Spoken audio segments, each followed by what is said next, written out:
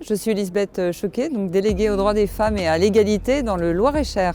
I'm Shaheen from Pakistan. I'm here in France from last 4 years. Mon métier consiste en deux choses, deux axes. Le premier axe, c'est la promotion de l'égalité entre les femmes et les hommes. Et puis le deuxième axe, c'est la lutte contre les violences conjugales. J'ai lancé il y a 3 ans une session d'information auprès des personnes migrantes, de sensibilisation aux droits des femmes. Donc l'idée, c'était de leur parler dans la langue d'origine, en tout cas dans une langue qui était suffisamment bien comprise pour comprendre pour les femmes quels étaient leurs droits et pour les hommes leurs devoirs vis-à-vis de leur conjointe ou de leur fille. Et ensuite, crescendo, je me suis dit, allons plus loin, formons des femmes migrantes pour sensibiliser les autres migrants aux droits des femmes en France dans les langues d'origine.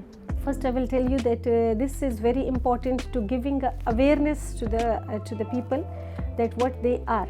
Before this, I was having the experience of we should have either we are having a great education, but in spite of this all, we are not having the courtesy, we are not having the courage.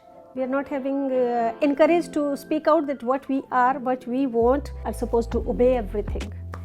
Don't say anything. No right to say no to anything. So when I have joined this department and I start working on this topic, so I come to know that first of all, I should know that what I can do, what I am. And if I know about myself, then I can tell to someone that yes, you can do. Yes, you can do. You are also having a right to spend your life normal, like a normal person. Alors quand on parle de la langue, c'est justement l'intérêt du projet, c'est que on s'adresse aux migrants avant même qu'ils aient un niveau suffisant de français. On peut voir que parfois, il est très compliqué d'expliquer ses droits dans les plus infimes détails à des gens qui n'ont pas un niveau de français suffisant et qui n'ont pas de niveau de français du tout.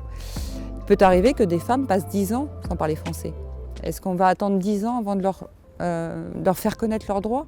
Non, je ne pense pas. Je pense qu'il faut aller directement s'adresser à eux dans la langue pour que ce soit compris le plus vite possible et assimilé le plus rapidement possible. Leur comparaison avec leur pays d'origine fait que ça donne un effet d'exemple aussi pour les femmes qui les écoutent, de se dire si c'est possible pour elles, c'est possible aussi pour nous.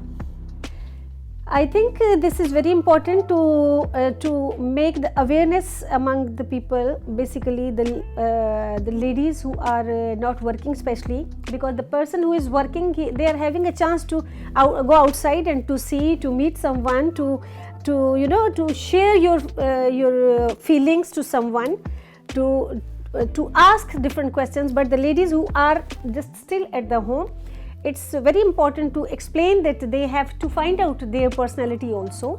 They should know that we are aware and what we could do for ourselves also. If a mother is strong, I think the children will be strong.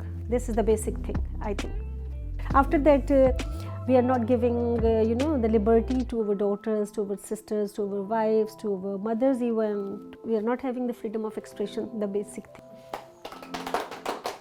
Thank you.